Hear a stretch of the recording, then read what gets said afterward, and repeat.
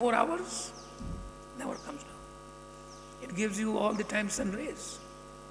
Why does your energy come down? Your energy comes down is because you do not have any aim for you. If you are aimless, the energy is zero. No energy. So no quality issue here. किसी ने बोला नहीं, किसी ने धीरे से बोल दिया quality. Yes, everyone has to be party to it, and you have to demonstrate that you believe in high enthusiasm and high quality checks. Do you agree with me? Yes or no? It's still not good enough. I know the bifurcation has taken place recently, so you might have been divided recently, but the division we must integrate now in this hall. This is not good enough. One of my friend will go down. जब बाहर है ना, entrance जब होती है, वहाँ जाके आप देखिएगा हमारा यस उनको समझ में आता है कि नहीं आता है. He will go down. आप नीचे जाके सुनिए. If you cannot measure, you cannot perform. One of the thing is measurement. If you don't measure, you may not perform. Performance requires measurements. In 1951, India has achieved more Olympic medals, not Olympic, the Asian medals, than what they have done in 2014. In last 63 years, our tally has come down to 57. Somebody else's tally has gone up very high, and that is China. Same thing with the Olympic. We were the first country to get Olympic, the gold medal, hockey and all. But today you see China is number 2, they have overtaken Russia. I'm not an ambassador of China here, nor I am a follower of the President Xi who came recently. But I'm giving you some kind of encouragement to you, what quality is, what measurement is all about, that we want to be number 1, we got to have so many gold medals. It's a measurement. If you don't have that kind of measurement, you won't perform. But performance you may not achieve first time, second time, third time. So this time I will not say yes or no. I will say now Namaskar, and all of you must say Namaskar from the top of your voice before I begin. Namaskar! And that energy you should maintain it till 4:30, and then I suggest you should maintain it till you stay in IPE. Because if you maintain that energy, as Professor said rightly, you will not disappoint IPE faculty and teachers, the gurus. Very important. I would say with this, let's start the journey. We want to make it very interactive. Please remember, it's very, very, very, very, very hard to acquire knowledge. Very, very hard. Acquire right knowledge. Samyak Gyan, right knowledge. In Jainism we call right knowledge, Samyak Gyan. Samyak is balanced view. And once you acquire knowledge, it's very, very, very, very, very difficult to lose knowledge. Unless you get Alzheimer, then you are going to lose knowledge. In the case of wealth, Lakshmi, Saraswati, Lakshmi, it is very easy to acquire wealth, but very, very, very, very easy to lose wealth. So project is long term, which I am going to talk about. Very long term, 100 years, thousands years, million years. 14.7 billion years is the history of the earth, what we know, the whole cosmic world. So therefore, to acquire knowledge, you must do tapasya. You must do tapasya. Otherwise, it's not possible to acquire. It's very difficult. You have to work very hard. As Professor Mishra said, it touches my strings of heart. If you do not get the job, it is not because jobs are not there. You have not done extraordinary work. You have not tried to acquire more, to be better than the others. Opportunities are to everybody. It's a matter of you listening to the knocks of the opportunity and seizing that opportunity in your hand. So I was touched with that statement. You got to create. Girls and boys, especially girls, have to fight very ferociously with the competitive world. You have to take care of your own family when you grow up, get married. Responsibility lies a lot on you comparatively to the men folks.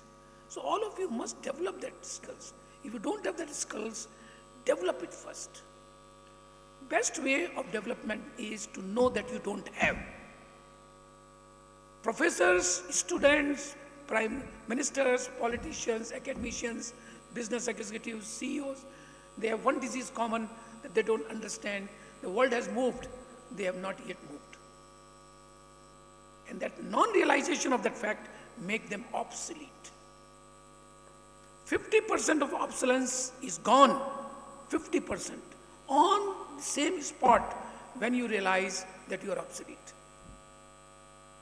The time you realize that you are obsolete, you have recovered the disease, 50% medicine you have provided. Because now you will make some attempt to not to become obsolete. Experience is very bad. When we say 36 years, 40 years, it is totally ridiculous. How many decisions have they taken? They are more obsolete with more age. The only exception is Professor Mishra and some of the faculty members here. We may be more than 50. We may not come into that age. But I'm telling you, experience of the past has no relevance today. This was my presentation to the NASA PM Challenge 2010.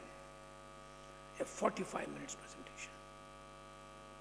And NASA PM Challenge is the apex of all the project management gurus.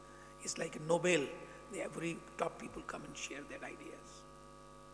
And my title of 2010 Galveston, Texas, in February 2010 was Breaking Boundaries, the Key to Innovation. Breaking boundaries. I may not be able to show, depends upon how much time we have. Maybe we will up to 4:30, I'll pull out. I have a computer working, everything is there. I'll show you 1 or 2 animation there. And I'm certainly showing you the last presentation made in NASA 2012 on the title of that was Awakening Project Consciousness Through Stakeholders Buying In. Stakeholders, you are the stakeholders right now. You are students and you are stakeholders. You have come here to listen. Some people have organized this program for you to get to know the best possible inputs in the area of project and risk management.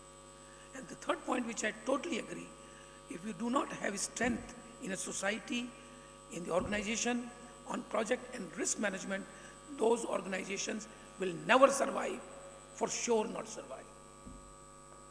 And I'm going to confirm all these statements I'm making through some common case studies or statements. I'll verify that. Not because I'm telling you, you should accept. I'm going to show you, convince you. And when you're not convinced, we will have more dialogues through email to convince you. So these are very, very important part. The obsolescence, the kind of thing we need to do. Look at yourself. How can you improve yourself? Look at something that I don't know how to talk. My background is, I'm coming from a certain environment. I might not have that opportunity. How do I develop? If you have realized that you want to develop, you will develop it. Realization is first. Otherwise, you keep on moving and you don't become competitive. You got to be competitive yourself, because world is very cruel, world is very competitive. You have to face not only your own counter peers, for other students from other MBA colleges, but globally you have to meet people from all over the world. World is very competitive. Unless you have that confidence and the courage, it's very difficult today to survive, very difficult. Ultimately, it is the game of only one component called self-confidence. The only game today in the world which is being played is self-confidence. The self could become country confidence, because country could become a self. You are individual self, country could be a self. What is the self-confidence of India? What is the self-confidence as a country of China, Indonesia, Nairobi, Liberia, America? With what power they speak. Right or wrong is not the issue. People will recognize those who can change the world.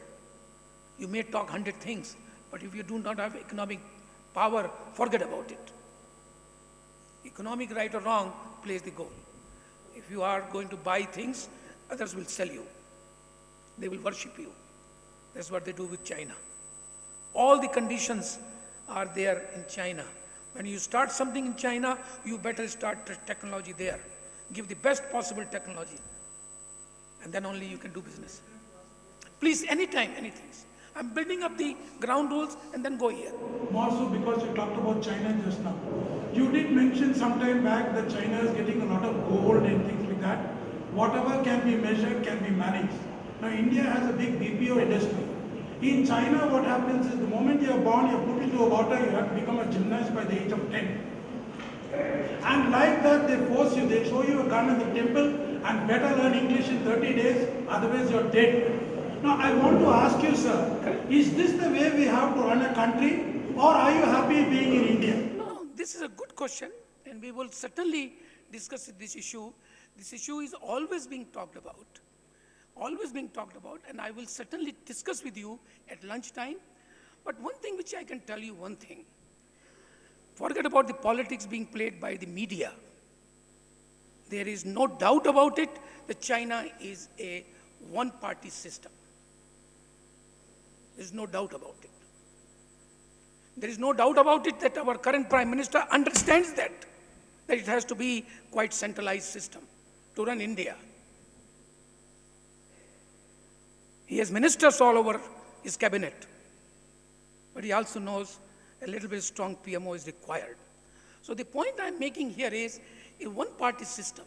Is that one-party system trying to do business, trying to institute policies which is against the people, stakeholders? If that is they're doing, bad.